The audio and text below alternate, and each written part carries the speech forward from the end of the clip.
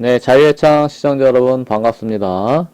네, 이게 실시간으로 방송을 해야 되는데 어쩐 일인지 또 갑자기 시스템이 이상해졌습니다. 이 실시간 방송을 할 수 없게 돼서 할 수 없이 녹화를 해서 업로드하는 방식으로 제가 이제 또 영상을 올리겠습니다. 자, 제가 또 한동안 방송을 좀 못하고 뜸했던 이유는 또다시 이제 제가 송사에 휘말렸습니다. 네. 2019년도, 그, 11월 29일 날, 대법원에서 이제 상고 기각으로 확정됐던 사건, 선거 자유 방해로 벌금 250만원에 집행유예 1년 선고받았던 것. 자, 그래서 1년이 안 돼서, 또다시 제가 인천지검으로부터 선거 자유 방해로 또다시 기소가 됐습니다. 자, 이럴 경우에 아직 집행유예가 1년이 이제 채 안 된 상황에서 또다시 기소가 되었다. 이랬을 때의 이제 법적 상식입니다. 기존의 집행유예 벌금 250만 원의 운명은 어떻게 되는 것인가? 자, 요 부분을 제가 오늘 잠시 설명하고 방송으로 대체할까 합니다. 네. 벌금 250만 원이 아직 이제 완성이 이제 집행유예가 기간이 지나가지 않은 상황에서 또다시 기소가 됐다. 이럴 때 그 집행유예는 취소가 되는 것이냐? 뭐 요런 정도의 법적 상식이 되겠습니다. 그래서 제가 저도 이제 뭐 공부하면서 찾아보는 거죠. 그래서 같이 법적 상식을 늘려가는 시간. 벌금 250만 원 집행유예가 1년인데 1년이 되기 전에 또다시 기소됐을 때는 그 250만 원의 집행유예는 어떻게 되는 것이냐, 이거에 대한 법률 규정을 같이 살펴보도록 하겠습니다. 자, 우리 형법에서는 이러한 내용에 대해서 어디서 다루고 있을까요? 형법 62조로부터 65조의 규정이 있습니다. 그래서 오늘은 형법 62조와 62조, 63조, 64조, 65조를 공부하는 시간 되겠습니다. 법조은 그럼 딱딱하다. 그러나 뭐 딱딱한 건 없고, 이제 어떤 사례냐? 벌금 250만 원 집행유예 상태에서, 자, 1년이 되지 않았는데, 또다시 기소됐을 때는 그 250만 원 벌금을 어떻게 해야 되는 거냐? 집행유예가 취소되는 거냐? 뭐 이런 얘기죠. 자, 과연 취소될까요? 한번 보죠. 자, 집행유예는 어디에 근거가 있냐? 자, 집행유예라는 말과 비슷한 말이 뭐가 있습니까? 기소유예라는 말이 있고, 선고유예 있고, 집행유예 있고, 형법상에서 유예시켜주는 것들이 세 가지 대표적인 것이 기소유예, 선고유예, 집행유예, 이렇게 세 가지. 자, 유예라는 것은 뭐 밀어준다 이 말이겠죠. 기소를 유예한다. 검찰이 법원에다가 소를 제기할 것을 밀어준다. 그걸 기소유예라고 하는 거고요. 또 선고유예는 법원 재판부가 선고를 하려다가 잠시 미뤄두고 좀 봐준다는 얘기죠. 그래서 어느 일정 기간을 정해두고 유예 기간을 지나서 또다시 재범을 저지르지 않는다면 선고를 없던 걸로 하겠다. 그런 것이 선고유예고, 집행유예는 선고까지 했습니다. 형벌을 선고까지 했는데 그 집행을 유예한다 이거죠. 벌금형이면 벌금을 납부하는 것을 미뤄둔다. 그리고 일정 기간이 지나면 벌금을 안 내도 된다. 이런 것이 이제 유예라는 게 되겠죠. 자, 그래서 이제 집행유예의 근거 조항은 형법 제 62조에 있습니다. 그죠? 형법 62조. 뭐라고 돼 있냐? 3년 이하의 징역이나 금고 또는 500만 원 이하의 벌금의 형, 그걸 선고할 경우에 51조의 사항을 참작하여 그 정상에 참작할 만한 사유가 있는 때, 또 1년 이상 5년 이하의 기간 형의 집행을 유예할 수 있다. 1년 또는 5년까지로 보고, 네, 집행을 유예하는 선고를 한다 이겁니다. 네, 아무 네, 형벌이나 유예를 해주는 건 아니고 네, 3년 이하 징역 금고 네, 그리고 500만 원 이하의 벌금형이어야 돼요. 그러니까 500만 원을 넘어가는 벌금형이면 네, 집행유예 선고는 없는 거죠. 또 3년 이상의 징역이면 그러니까 4년, 5년 이런 징역이나 금고도 네, 집행유예는 선고하지 않는 거죠.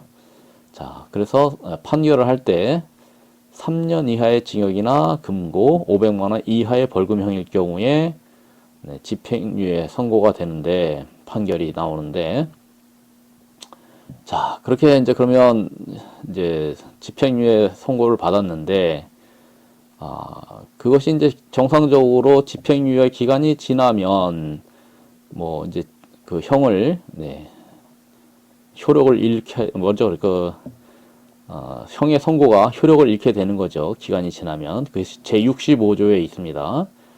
네, 집행유예 선고를 받은 후 네, 그 선고의 실효 또는 취소됨이 없이 유예 기간을 경과한 때에는 형의 선고는 효력을 잃는다. 그렇죠? 네, 유예 기간 뭐 1년 그러면 1년 지나면 네, 형의 선고가 효력을 잃어요. 네, 벌금 300만 원, 벌금 250만 원 그랬는데 그 유예 기간 1년 또는 2년 그렇게 정한 기간을 지나면 네, 벌금을 안 내도 된다 이 말이죠. 네, 벌금을 안 내도 되는 거죠. 자, 그래서 그러면 앞서 이제 저의 경우죠. 저의 경우를 보면 네, 벌금 250만 원, 그러니까 500만 원 이하니까 네, 집행유예 선고가 가능했던 거죠. 그리고 집행유예 기간은 1년이었죠. 집행유예 기간 1년. 그래서 1년이 지나면 이제 형의 선고 효력을 잃게 되는 거죠. 그러면 2019년 10월 18일 날 선고가 있었습니다. 근데 제가 상고를 했어요. 대법원에다가. 그러면 상고됐으니까 아직 선고가 확정이 안 된 거죠, 형이.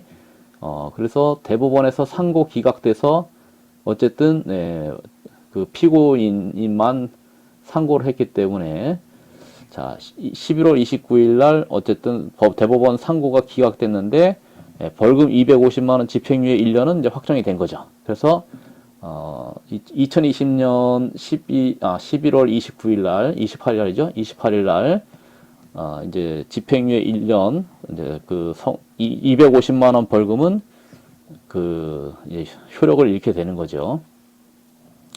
근데 이제 2020년이죠. 2020년 11월 28일이 되기 전에 10월 14일 날, 2020년 10월 14일 날, 또 이제 인천지검에서 선고자유 방해죄라고 이제 또 기소를 한 거죠. 그래서 이번에 이제 선고자유 방해죄로 기소한 이유는 2020년 2월 22일 날 유튜브에다가 부정선거 감시하자고 그래서 선거의 문제점들을 쭉 나열을 했던 거 그런 것들이 이제 선거인의 선거를 자유를 방해했다. 그렇게 해서 이제 제가 계속해서 조사를 받고 해서 그것이 결정된 것이 10월 14일 날 문자로 날라왔는데 기소를 했다 이렇게 됐습니다. 그러니까 기소를 하게 되면 어떻게 되는 거예요 이제? 그러면 어떻게 되는 거냐? 그래서 법조문을 찾아보니까 이렇게 된 거죠. 자, 그래서 1년이 안 지난 상태인데 그러면 이제 뭐 그 집행유예가 실효되거나 취소될 수 있는 거냐라는 걸 이제 살펴보는 거죠. 그래서 그 63조에는 집행유예 실효가 있고요. 실효. 집행유예를 선고한 것이 이제 효력이 없게 되는 경우는 어떤 경우냐? 집행유예 선고를 받았는데, 네, 저 같은 경우에 받았는데, 유예 기간 중에 고의로 범한 죄가 금고 이상의 실형을 선고받아서 그 판결이 확정되면 집행유예 선고가 효력을 잃게 돼요. 네, 벌금 250만 원 1년만 지나면 안 내도 되는데 만약에 금고 이상의 실형을 선고받고 그 판결이 확정되면 집행유예 선고가 효력을 잃게 되는 거죠. 네, 그렇게 되는 거죠. 금고 이상의 실형을 선고받아서 그 판결이 확정되면 집행유예 선고는 효력을 잃게 됩니다. 자, 만약에 그럼 제가 이제 기소는 됐지만,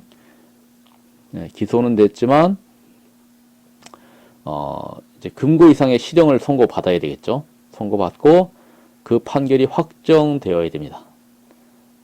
그러면 이제 집행유예는 선고를 효력을 잃게 되는 거예요.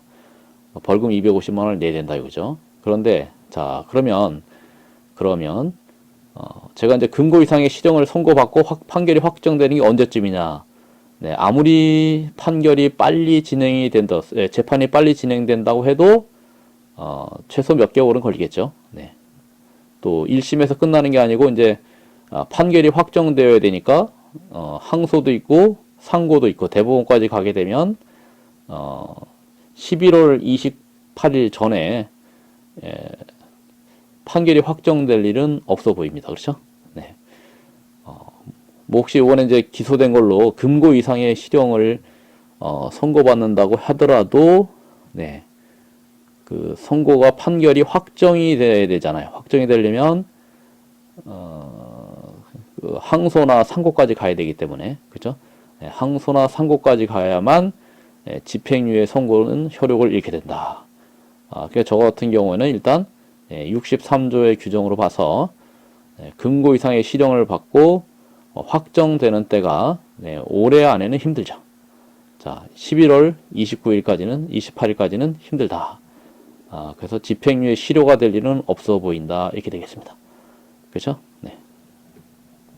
그리고 이제 집행유예가 이제 취소되는 게 이제 64조에 있습니다. 제 64조에 보면 형법 제 64조 집행유예를 해놓고 이제 그게 취소되는 경우가 있는데 어떤 거냐? 네, 이거는 이제 집행유예를 선고했는데 보니까 집행유예 대상이 아닌 거예요. 그러면 다른 말씀 뭐냐면 그 62조 단행의 단서죠, 단서의 사유가 발각되면 집행유예 선고했어도 그냥 취소해버리는 거죠. 없던 일로 하겠다. 그게 뭐냐? 이제 금고 이상의 형을 선고한 판결이 확정된 때, 그 집행을 종료하거나 면제된 후 3년까지의 기간의 범죄에 대해 형을 선고하는데 이미 이제 그 집행유예를 받고 있는 상태에서 금고 이상의 형을 선고한 판결이 확정된 때부터 그 집행을 종료하거나 면제된 후 소위 말해서 3년까지의 기간의 범죄에 대해 형을 선고하는데, 그러니까 3년이 안 지났는데 또 금고 이상의 형을 이제 선고받게 된다는 거죠. 네. 그러니까 그 이미 금고 이상의 형이 선고된 사람이 그렇죠?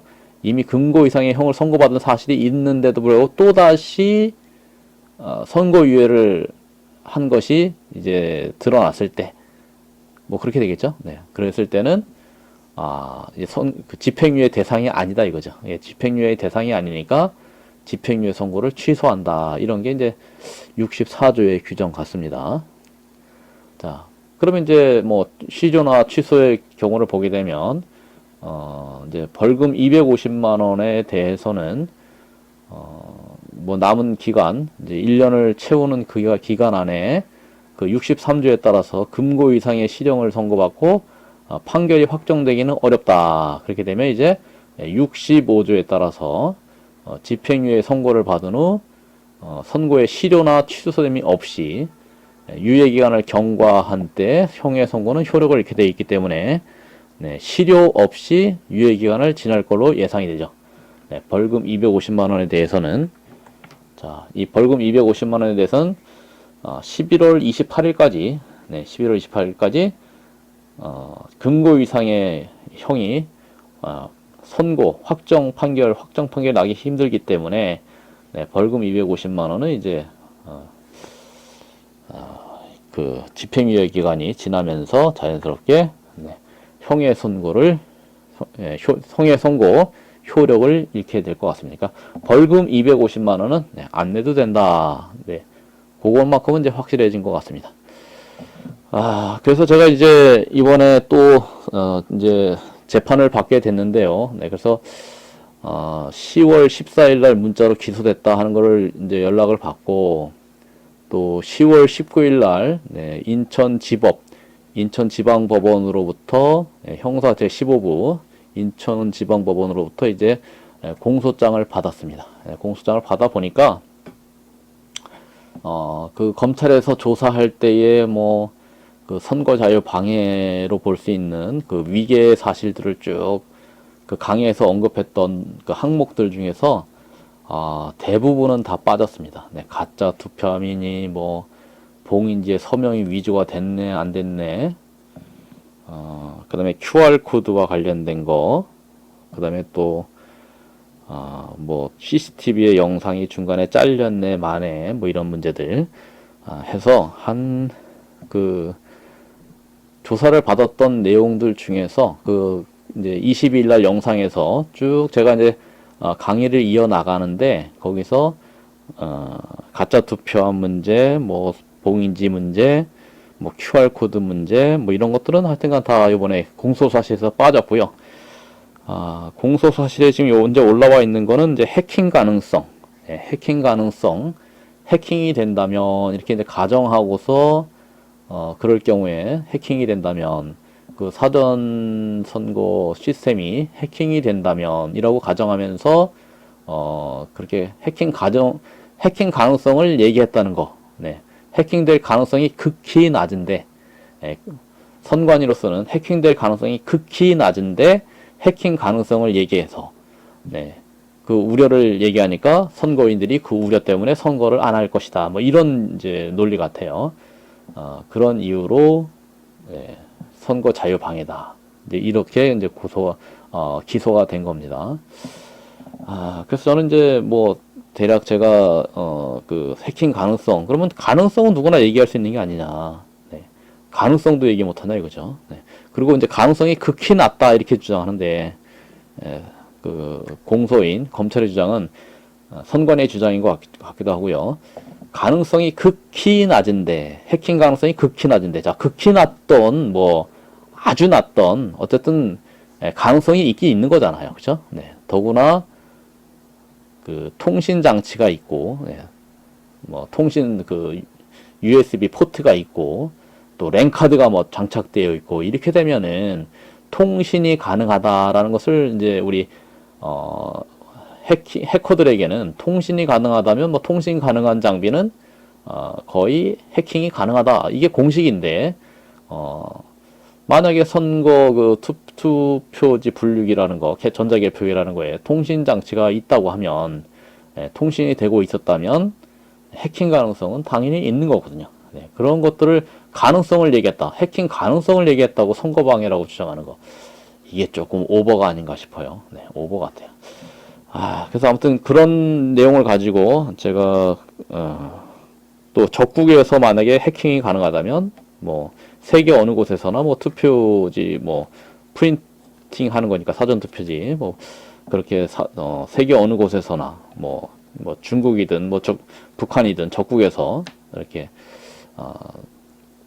투표지를 뭐 발급하는 것까지 뭐 상상을 해봐야 된다. 뭐 이렇게 이제 주장한 거, 가능한 방법을 다 상상해 보자. 뭐 이랬던 부분까지도 선거 자유 방해다 이렇게 하는 거죠. 그래서 뭐 이제 상상하다 보면은 뭐 이제 간첩을 파견해 가지고 간첩에 의해서 장악되는 것까지 상상해 보자. 뭐 이런 얘기들, 그런 상상의 날에도 못 편다 이겁니다. 그러니까 그런 얘기를 했다가는 이제 그것이 선거 자유 방해다. 그런 이유로 제가 이제 이번에 재판을 받게 됐습니다. 이게 이제 실시간 방송을 못 하게 되는 건요. 실시간 방송을 해왔던 프로그램이 이제 제 아이디를 인식을 못 합니다. 제 아이디를 인식을 못 하고 아무튼 뭔가 누가 손을 대가지고 실시간 방송을 못 하게 해놨습니다. 그래서 할 수 없이 제가 녹화를 해서 업로드를 하게 됐습니다. 자, 아무튼 시청해주신 시청자 여러분 감사하고요. 네, 아무튼 실시간 방송이 가능한 방법을 찾아보도록 하겠습니다. 자, 아무튼 감사하고요. 다음에 또 뵙겠습니다.